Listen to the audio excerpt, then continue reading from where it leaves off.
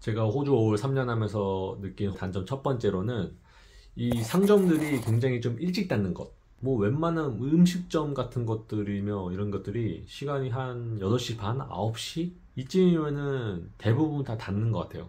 마트 같은 경우도 뭐 한 5시 이렇게 닫고. 그래서 저 같은 경우는 지금 일을 오후 이렇게 출근하거든요. 일찍 퇴근하면 10시, 11시 이렇게 끝날 때도 있는데 좀 일찍 끝나면은 야식 같은 게 먹고 싶거든. 일도 열심히 하기도 했고 돈도 벌었으니까 또 써줘야 되잖아요. 그래서 야식 같은 게 먹고 싶을 때가 있는데 그런 걸 먹을 수가 없어요, 이게. 안 되잖아. 물론 잘 찾아보면은 뭐 열려있는 데는 있겠죠. 근데 그런 데는 좀 완전 시티 중심지에 있거나 그래서 거리가 있단 말이지. 한국처럼 일반적으로 모든 상점들이 늦게까지 여는 게 아니라서 확실히 좀 한정적입니다. 여기 한국 치킨집점들이 되게 많은데 닫는 시간이 뭐 8시 반, 9시 반이라니까? 끝나고 치킨 좀 착 때리고 싶은데 이게 안 돼. 야식 문화 같은 게 거의 없어요, 여기는. 늦은 시간에 뭔가를 할 수 있는 게 많이 없어요, 여기는. 또 느낄 수 있는 단점 중 하나가 향수병, 뭐 외로움 이런 거 있을 겁니다, 분명히. 물론 친구랑 오는 사람도 있겠지만 보통 이제 혼자 오는 사람들이 좀 더 많은 것 같아요. 가족들과 다 떨어지고 친구들과 떨어져서 해외에서 혼자서 모든 걸 해야 되잖아요. 잘 것도 구해야 되고 일도 구해야 되고 모든 걸 다 혼자 헤쳐나가야 되는데 이런 것들이 조금 익숙하지 않은 사람 힘들 수 있다. 외로울 수 있고 음식 같은 것도 잘 안 맞을 수도 있고요. 한국처럼 이렇게 주변 사람들이 가까운 데 있는 게 아니니까 힘들 때 위로받기도 쉽지 않을 거고 해외 생활이다 보니까 이런 향수병과 외로움으로 인해서 워홀을 하다가 돌아가는 사람도 분명히 있습니다. 봤어요, 저도. 저 같은 경우야 워낙에 이 외로움을 잘 타는 성격이 아니에요. 혼자 있는 거를 저는 굉장히 좋아해요.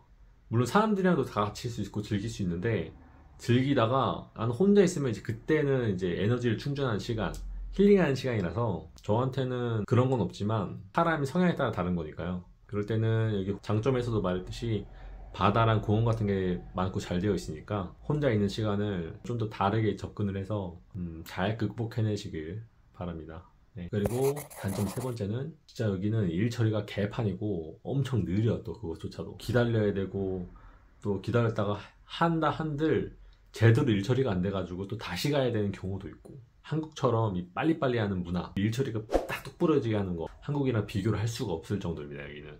그러니까 한국 사람들이 일을 진짜 잘하는 거야. 이 살아있네. 또 다른 단점, 영어를 못하면 정말 빡센 일을 한다. 빡센 일을 하고 또 본인의 노동력만큼 돈도 이렇게 많이 받지는 못한다. 근데 사실 이거는 본인이 감수해야 될 부분인 것 같아요. 왜냐면 호주 자체가 영어권이기 때문에 영어를 쓰는 나라인데 그 나라의 언어가 안 된다고 하면은 현실적으로 말하면 본인의 능력이 그런 거니까 돈도 좀 더 적게 받을 수밖에 없고 힘든 일을 할 수밖에 없는 그런 구조인 것 같아요. 이거는 솔직히 뭐 당연한 거지 않나? 예를 들어서 뭐 한국에서 외국인 친구가 일을 하는데 한국어 아예 안 된다고 하면은 뭔 일을 시키겠어요, 솔직히 말하면. 그럼 이제 한국어 필요 없는 일을 시켜야겠죠. 그게 뭐야, 그냥 입 닫고 뭐 무슨 일이야, 입 닫고 뭐 하는 일. 그 말은 힘든다는 거예요. 뭐 불리한 상황에 놓여 있을 때 말을 못하니까 뭐 해결이 되겠습니까?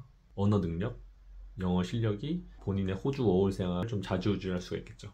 그리고 또 다른 단점은 다인종이다. 이거는 솔직히 좀 말하기가 조금 조심스럽죠. 인종차별처럼 또 들릴 수도 있으니까.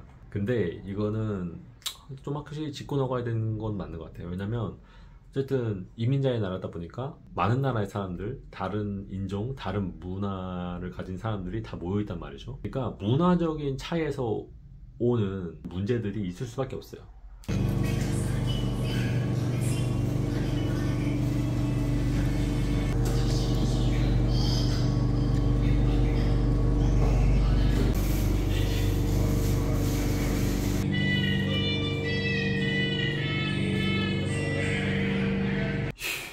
그런 게 있다니까. 공장에서 저는 갈 때마다 맨날 싸웠어요. 한국 사람들도 이 뭐 워홀을 먼저 와가지고 거기서 먼저 일했다 그러면은 뒤늦게 온 사람들한테 부려먹듯이 시킨 사람들도 많습니다. 저 같은 경우도 호주 월 와서 한국 사람들이랑 일할 때마다 2번 막 싸웠어요. 호주 공장에서 싸운 썰은 또 따로 풀어야 돼요. 왜냐면 내가 호주 공장에서 한 4-5군데인가 일했는데 몇 번을 싸운지 모르겠어. 한 4-5번 싸웠어. 맨날 싸웠어 갈 때마다.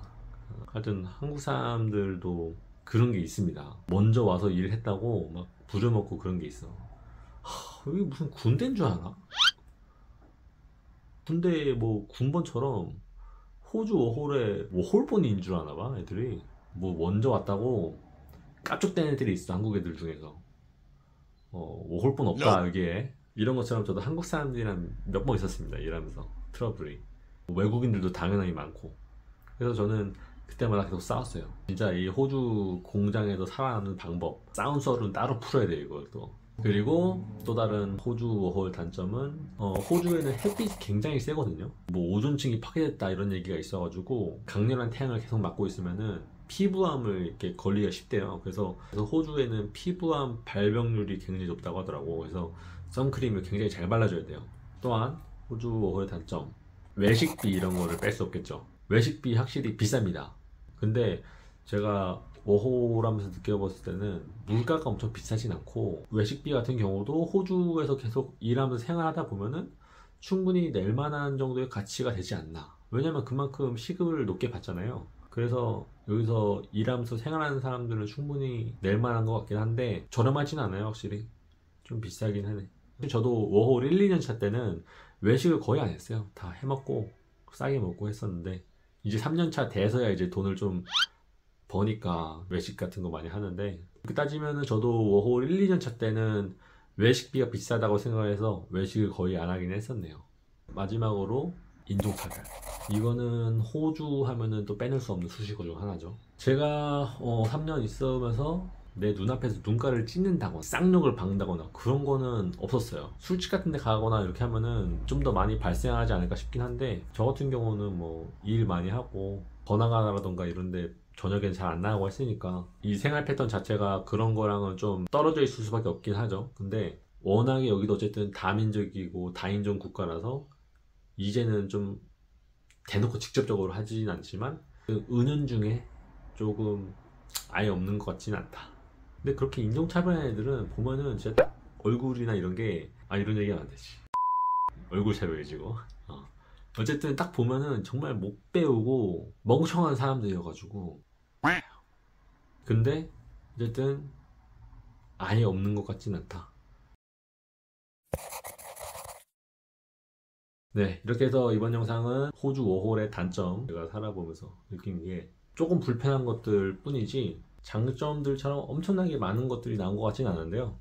근데 이거는 꼭 호주뿐만이 아니고 어떤 나라를 가든 또 그 나라만의 또 장점이 있을 거고 단점이 있을 거고, 본인이 이 장단점을 어떻게 극대화하고 좀 최소화시킬지 잘 연구하고 생각을 해서 워홀 생활을 하면은 좀 더 나은 워홀 생활이 되지 않을까 생각을 해봅니다. 어쨌든 네, 이번 영상도 이렇게 해서 마무리를 짓도록 하겠습니다. 네, 구독, 좋아요, 알림 설정 3종 세트 해주시고 또 다음 영상으로 찾아뵙도록 하겠습니다. 네, 감사합니다.